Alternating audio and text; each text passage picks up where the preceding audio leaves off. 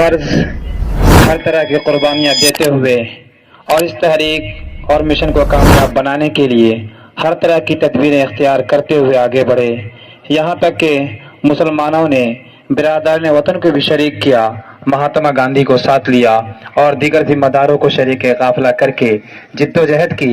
بالآخر 14-15 اگست 1947 کے درمیانی شب میں ہندوستان کی آزادی کا اعلان کیا گیا۔ ہندوستان کی آزادی کے بعد مہاتما گاندھی نے کہا تھا،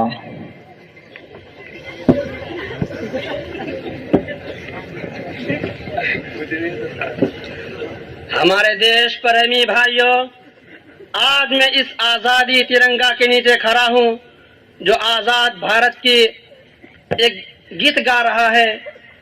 آزادی کے اس پرچم کو بلند کرنے کے لیے اس جھڑیے لٹکتے ہوئے جسم نے جن زخموں کا سامنا کیا، آج بھی اس کے خیال سے کلیجہ کانپنے لگتا ہے۔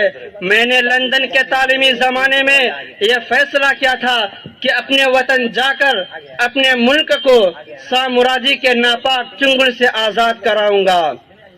میں نے آزادی کا شعلہ اپنے دل میں جلایا تھا، آج 60 برس کے بعد اس کا خوبصورت نقشہ اپنی نظر کے سامنے دیکھ رہا ہوں۔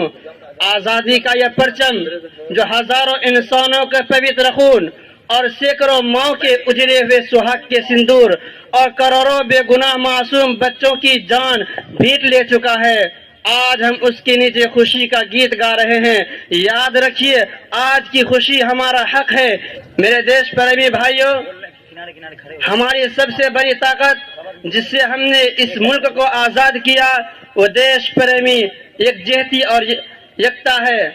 میرے دیش پریمی ہندو مسلم بھائیوں، آج میں آپ کو آخر میں یہی سندیش دوں گا کہ میں رہوں یا نہ رہوں، یہ دیش آپ کی امانت ہے، اس میں پیار و محبت کا باغ لگانا آپ کا دھرم ہونا چاہیے، اس کو سیکولر اور جمہوری قوم بنانا آپ کا دھرم ہونا چاہیے۔ جے ہند، جے بھارت۔